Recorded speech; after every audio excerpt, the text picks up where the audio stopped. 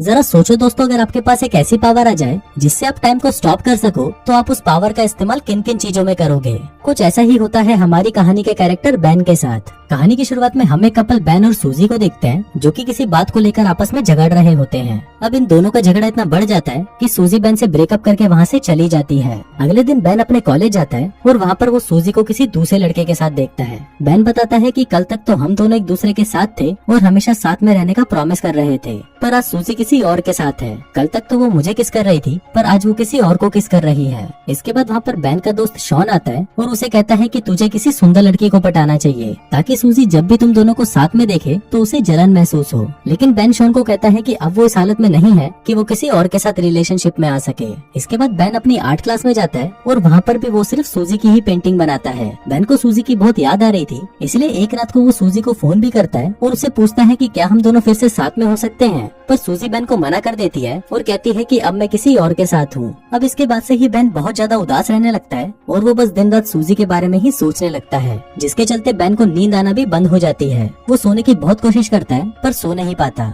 इसलिए बैन रात को बुक्स पढ़कर या टीवी देखकर ही अपना टाइम पास करता है। फिर एक रात को बैन कुछ सामान लेने के लिए ग्रोसरी स्टोर में जाता है और वहाँ पर वो एक नोटिस देखता है जिस पर लिखा था कि नाइट शिफ्ट पर काम करने के लिए यहाँ पर स्टाफ की जरूरत है। अब बैन को तो रात को नींद आती नहीं थी, इसलिए बैन सोचता है कि टाइम पास करने के लिए यहाँ पर काम करना ही सही रहेगा। फिर बैन उस स्टोर के मैनेजर के पास इंटरव्यू देने जाता है और मैनेजर उसे वहाँ पर काम करने के लिए सेलेक्ट कर लेता है। अगली रात से बैन उस स्टोर में काम करने लगता है। उस स्टोर में बैन के साथ एक लड़की भी काम करती थी जिसका नाम शैरन होता है। बैन देखता है कि शैरन जब भी स्टोर में लेट आती थी तो मैनेजर उसे अपने कैबिन में बुलाकर हरास करता था। इसके बाद बैन हमको बताता है कि यहाँ पर सुपरमार्केट में टाइम बहुत ही धीरे धीरे कटता है, इसलिए यहाँ पर काम करने वाले एम्प्लॉइज टाइम को जल्दी काटने के लिए अलग अलग तरीके अपनाते हैं। जैसे शैरन अपनी घड़ी पर टेप लगा देती है ताकि उसे टाइम का पता न चल सके और टाइम जल्दी बीत जाए। शैरन के अलावा स्टोर में दो और एम्प्लॉय भी काम करते हैं, जिनमें एक का नाम मैट और दूसरे का नाम बैरी होता है, और ये दोनों स्टोर में काफी उल्टी सीधी हरकतें करते रहते हैं और इसी तरह ही वो दोनों भी अपना टाइम पास करते हैं। अब यहाँ पर बैन के लिए भी टाइम पास करना बहुत मुश्किल हो गया था, इसलिए बैन के पास एक सुपर पावर आ जाती है। बैन टाइम को फ्रीज कर देता है, जिसके बाद वो सुपरमार्केट में आई सारी सुंदर लड़कियों के कपड़े उतारता है और उनकी ड्राइंग बनाने लगता है।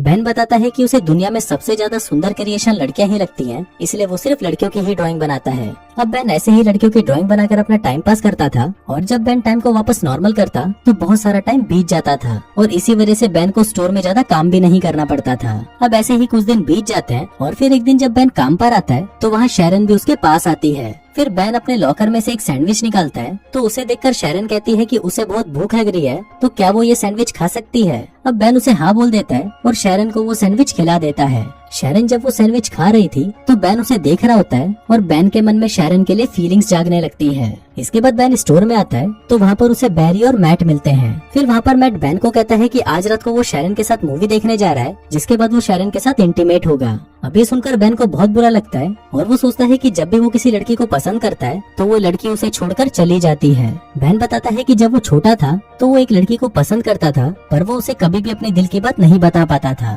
एक दिन उस लड़की का हाथ टूट गया और उस पर प्लास्टर चढ़ गया। फिर जब वो प्लास्टर उतारा गया तो उस लड़की के हाथ पर बहुत सारे बाल आ गए। अब ये देखकर स्कूल के सभी लड़के उसे चिढ़ाने लगे। फिर एक दिन बैन उस लड़की के पास आता है और उसे कहता है कि तुम जैसी भी हो मुझे बहुत ही सुंदर लगती हो, क्या तुम मेरी गर्लफ्रेंड बनोगी। अब ये सुनकर वो लड़की खुश हो जाती है और उसे हाँ कर देती है। इसके बाद वो लड़की बैन को स्कूल के पीछे ले जाती है और उसे किस करने की कोशिश करती है, पर बैन उसे किस नहीं करता और उठकर वहाँ से चला जाता है। बैन उस लड़की को कहता है कि कल सेम टाइम पर इसी जगह पर आना, जिसके बाद हम दोनों किस करेंगे। अब अगले दिन बैन उसी टाइम पर स्कूल के पीछे आ जाता है, पर वो देखता है कि वो लड़की तो वहाँ पर नहीं आती। जिसके बाद अगले दिन उसे स्कूल में पता चलता है कि वो लड़की ने स्कूल छोड़ दिया है और वो हमेशा के लिए अंटार्कटिका शिफ्ट हो गई है। इसके बाद हम स्टोर मैनेजर को देखते हैं, जो कि बैन और बाकी के एम्प्लॉइज को अपने पास बुलाता है और कहता है कि कल हमारा एक फुटबॉल मैच है। फिर अगले शाम सभी लोग मैच खेलने के लिए जाते हैं, लेकिन यहाँ पर बैन और उसकी टीम सही से मैच नहीं खेल पाते क्योंकि वहाँ पर किसी को भी फुटबॉल खेलना नहीं आता था। अब बैन गेम से बहुत ज्यादा बोर हो चुका था, इसलिए वो टाइम को फ्रीज कर देता है। फिर बैन अंदर जाता है और वहाँ पर देखता है कि सभी लोग फ्रीज हो चुके हैं, लेकिन तभी वो देखता है कि वहाँ पर एक आदमी अभी भी हिल रहा होता है। फिर बैन जब उस आदमी के पास जाता है तो वो आदमी वहाँ से भाग जाता है। अभी देखकर बेन को पता चलता है कि ये सुपर पावर सिर्फ बेन के पास नहीं बल्कि और भी लोगों के पास है। फिर बेन वापस ग्राउंड में आता है और टाइम को नॉर्मल कर देता है, लेकिन जैसे ही टाइम नॉर्मल होता है वैसे ही मैट फुटबॉल को लात मारता है और वो फुटबॉल जाकर सीधा मैनेजर के मुंह पर लगती है और उसके मुंह से खून निकलने लगता है। फिर मैट मैनेजर को लेकर हॉस्पिटल जाने लगता है, पर जाने से पहले वो बेन को कहता है कि तुम शैरन को घर छोड़ देना। लेकिन यहाँ पर घर जाने से पहले बेन शैरन को अपने साथ कॉफी पर ले जाता है। वहाँ पर बेन शैरन से पूछता है कि क्या तुम्हारे और मैट के बीच में कुछ चल रहा है, जिस पर शैरन उसे कहती है कि हम सिर्फ अच्छे दोस्त हैं और हम दोनों के बीच में ऐसा कुछ नहीं है। जिसके बाद शैरन मैट से पूछती है कि क्या तुम्हारी कोई गर्लफ्रेंड है। बेन उसको कहता है कि मेरी एक गर्लफ्रेंड पहले थी, पर कुछ हफ्तों पहले ही मेरा उसके साथ ब्रेकअप हो गया। इसके बाद बेन शैरन को उसके घर छोड़ने जाता है और अंदर जाने से पहले शैरन बेन को किस करने की कोशिश करती है, लेकिन बेन बहुत ज्यादा नर्वस था इसलिए वो शैरन के गाल पर किस कर देता है। जिसके बाद शैरन मुस्कुराकर घर के अंदर चली जाती है। इसके बाद अगले दिन मैनेजर सभी लड़कों को अपने कैबिन में बुलाता है और उनको कहता है कि कुछ दिनों बाद मेरा बर्थडे है और उस दिन मैं एक पार्टी दे रहा हूँ, तो तुम सभी लोगों को उस पार्टी में आना होगा। फिर मैनेजर बेन को कुछ पैसे देता है और उसको कहता है कि तुम मेरे बर्थडे वाले दिन एक स्ट्रिपर का इंतजाम करो। इसके बाद बेन अपने दोस्त शॉन के पास आता है और उसे कहता है कि कुछ दिनों बाद उसके बॉस का बर्थडे है, तो उसे अपने बर्थडे पार्टी पर एक स्ट्रिपर चाहिए। अब शॉन बेन को एक बार में ले जाता है और उसे वहाँ पर एक स्ट्रिपर से मिलाता है, लेकिन वो उन दोनों से कहती है कि उसके पास तो बिल्कुल भी टाइम नहीं है, लेकिन उसकी एक दोस्त है जो हाल फिलहाल में फ्री है, इसलिए वो बर्थडे पार्टी वाले दिन उसे भेज देगी।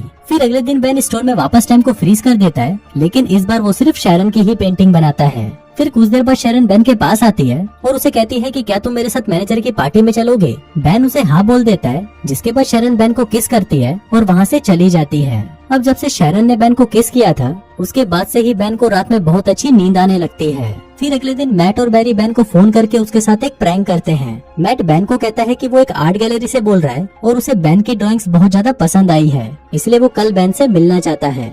अभी सुनकर बेन बहुत ज्यादा खुश हो जाता है, जिसके बाद वो शैरन को लेने उसके घर जाता है और फिर वो दोनों साथ में मैनेजर की पार्टी में जाते हैं। वहीं पार्टी में बेन को उसकी एक्स गर्लफ्रेंड सूजी भी मिलती है। वहीं शैरन बहुत ज्यादा सुंदर लग रही थी, इसलिए सूजी बेन को उसके साथ में देखकर जलन महसूस करने लगती है। थोड़ी देर बाद पार्टी में स्ट्रिपर आ जाती है और शॉन उसे देखकर पहचान जाता है कि ये तो उसके बचपन की दोस्त है। जिसके बाद शॉन उसे अपने साथ डेट पर चलने को पूछता है, तो वो स्ट्रिपर भी उसे हाँ कर देती है। इसके बाद मैनेजर शैरन के पास आता है और उसे अपने साथ इंटीमेट होने को कहता है, लेकिन शैरन मैनेजर को मना कर देती है और उसे गालियां देकर वहाँ से चली जाती है। दूसरी तरफ बेन वॉशरूम के लिए जाता है तो उसे वहाँ पर सूजी मिलती है। सूजी बेन को कहती है कि उसे गलती हो गई और वो बेन के साथ वापस रिलेशनशिप में आना चाहती है। अभी बोलकर सूजी बेन को किस करने लगती है, पर बेन सूजी को खुद से दूर कर देता है और कहता है कि अब मैं शैरन से प्यार करता हूँ। नीचे शैरन बेन और सूजी को किस करते हुए देख लेती है और वहाँ से जाने लगती है। अभी देखकर बेन टाइम को फ्रीज कर देता है और शैरन के पास आता है। अब बेन को समझ नहीं आ रहा था कि वो शैरन को क्या बताए। हम देखते हैं कि उसे टाइम को फ्रीज करे हुए 2 दिन हो गए थे, पर अभी भी उसके पास शैरन को देने के लिए कोई जवाब नहीं था।